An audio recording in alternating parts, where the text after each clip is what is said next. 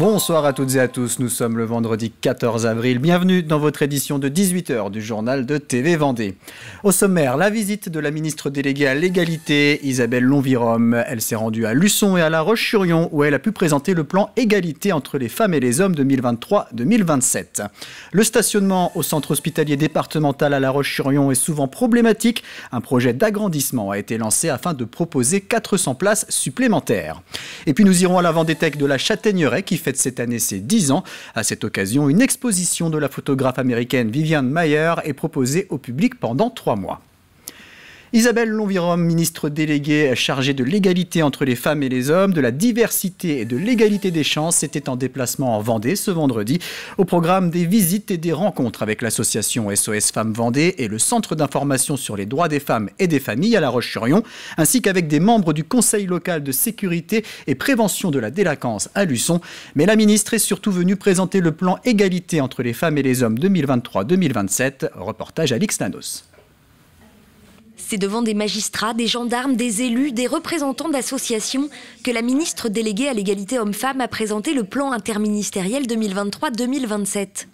Une centaine de mesures autour de 4 axes de travail. La lutte contre les violences faites aux femmes, la santé des femmes, l'égalité économique et professionnelle et la culture de l'égalité, un levier majeur pour prévenir les violences. Oui, la société demeure trop violente à l'égard des femmes, donc éduquons nos enfants, filles et garçons, pour faire en sorte que ces violences soient moins nombreuses. Ça passe par l'éducation à la sexualité, bien sûr, c'est important. Cette lutte aussi contre les stéréotypes, c'est-à-dire toutes ces idées toutes faites qui sont parfois fausses, mais qu'on véhicule depuis des siècles et qu'on transmet dans la tête de nos enfants. Des maisons des femmes verront le jour dans chaque département. Des pôles spécialisés sur les violences intrafamiliales dans tous les tribunaux. Et pour s'adapter à tous les territoires et notamment les plus ruraux, des dispositifs itinérants ont été et continueront d'être développés. Sur le plan de la santé, avec aussi le déploiement de bus qui permettront de détecter les maladies gynécologiques, les maladies cardiovasculaires. Nous soutenons aussi le fait que les maires ruraux puissent être formés, justement sensibilisés à la lutte contre les violences pour bien orienter justement les personnes qui pourraient être victimes de violences. La ministre déléguée a répondu aux questions des différentes instances représentatives des droits des femmes. La lutte contre la prostitution a notamment été abordée, mais également l'accession des filles aux filières scientifiques ou encore l'accès des mineurs à la pornographie. Autant de sujets dont le gouvernement devra s'emparer s'il veut mener à bien son plan égalité 2027. Direction Talmont-Saint-Hilaire où la première pierre du futur collège a été posée ce jeudi. Un nouvel établissement dont l'ouverture est prévue dans 2 ans.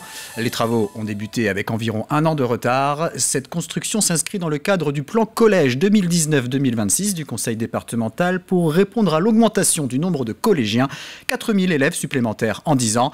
160 millions d'euros sont investis dans ce plan collège. Chaque collège public est ainsi concerné soit par une construction, soit par une rénovation. En septembre prochain, c'est le nouveau collège de Luçon qui sera inauguré. C'est un nouveau collège qui s'inscrit dans le territoire, à la différence par exemple de Luçon, où ce sont 2 collèges qui fusionnent pour former un nouveau collège. Effectivement, c'est une nouveauté avec ce territoire, ce qui montre bien que l'ensemble du territoire vendéen évolue, avec des territoires où nous avons des arrivées de familles avec des jeunes et d'autres endroits où il y a moins de jeunes. C'est aussi l'intérêt des élus de travailler avec la prospective qui avait été faite sur l'évolution du nombre de collégiens à 5 ans, à 10 ans, à 15 ans et à 20 ans. Si vous vous êtes rendu au centre hospitalier départemental à La Roche-sur-Yon, vous avez certainement déjà rencontré des difficultés pour vous stationner. Les places sont rares et il faut parfois faire preuve de beaucoup de patience.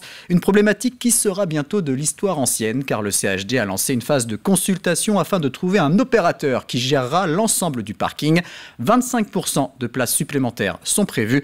Grégoire de Châtillon s'est rendu sur place. En mai 2024, le parking du centre hospitalier départemental devrait gagner 400 places supplémentaires. En attendant, il faut toujours faire preuve de patience pour se garer. Il y a de la place nulle part.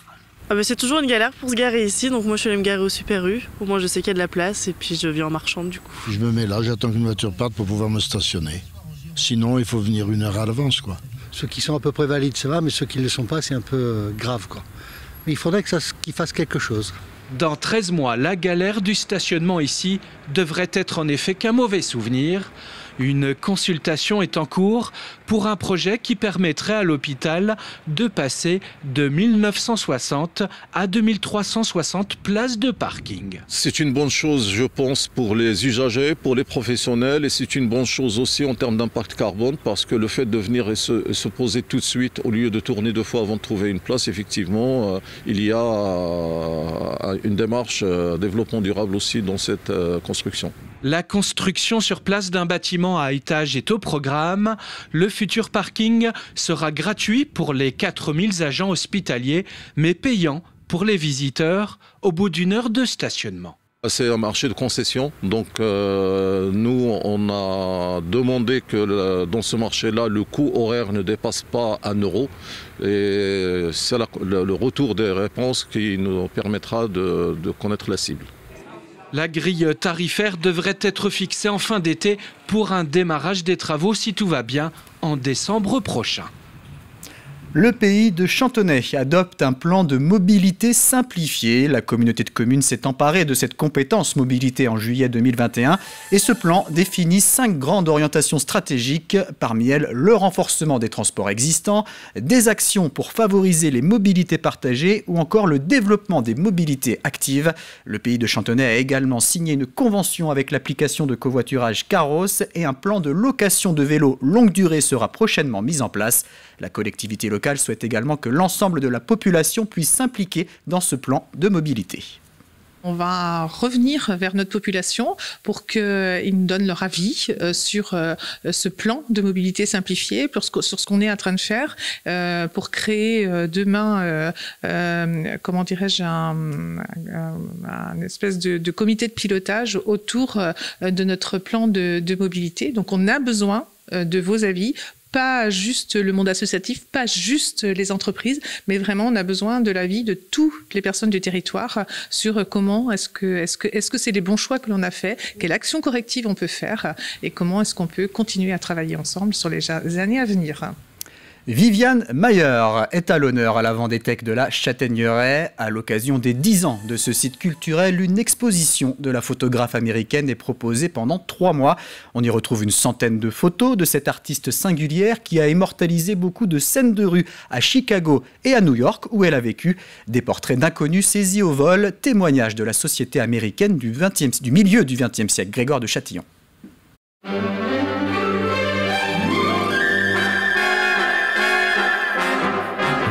Viviane Mayer, c'est elle, une Américaine née à New York en 1926. Adepte de l'autoportrait, vous la voyez ici en reflet du miroir. Gouvernante pendant 40 ans, ne se séparant jamais de son appareil photo, elle photographie la société américaine avec beaucoup d'humanité.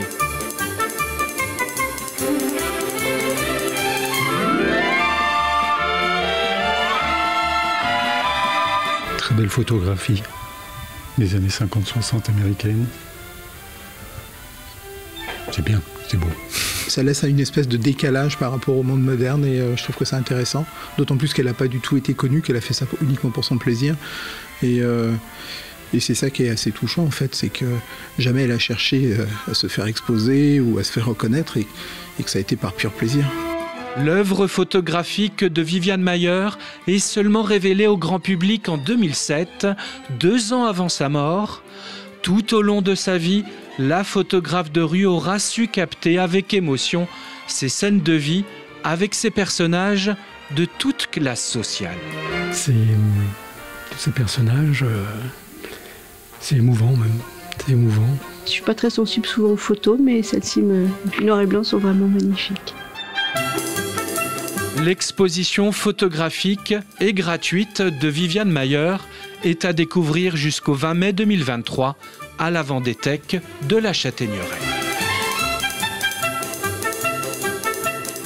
Partons maintenant à la découverte du château de la Grève, situé à Saint-Martin-des-Noyers. C'est l'un des rares châteaux du Moyen-Âge encore debout en Vendée.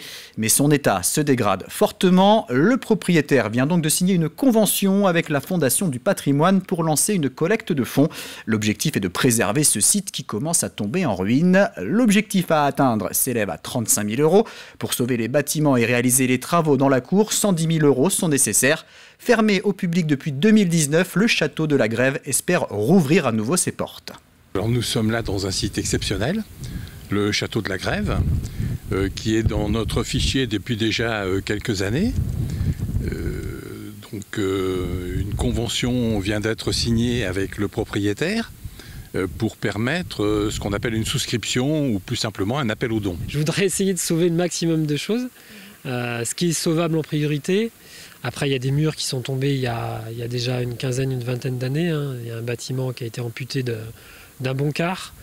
Donc l'objectif maintenant, c'est vraiment que ça ne s'écroule plus. C'est de cristalliser, de fixer tout ça, de fixer les murs. Donc les travaux, c'est pas pour y habiter, c'est vraiment pour sauver les toitures et sauver les murs. On a encore la chance d'avoir quelques bâtiments, un beau château qui est quasiment intact, qui est vraiment très bien conservé, et puis d'autres bâtiments qui sont un petit peu plus malades, qu'il faut sauver rapidement. Si on laisse faire encore 2-3 hivers de plus, il ne va plus rester grand-chose. On termine ce journal avec un coup d'œil sur la météo de votre week-end. Il devrait être sec et variable, mais généralement ensoleillé les après-midi avec des températures printanières. Les journées de samedi et de dimanche seront assez semblables avec des températures allant de 5 à 8 degrés le matin et de 12 à 16 degrés l'après-midi. C'est la fin de ce journal. Merci de l'avoir suivi. Ce week-end, vous retrouverez l'essentiel de l'actualité de la semaine dans l'hebdo. Lundi matin dès 7h, vous avez rendez-vous avec Caroline Tronche dans la matinale. Il ne me reste plus qu'à vous souhaiter une très bonne soirée et un excellent week-end.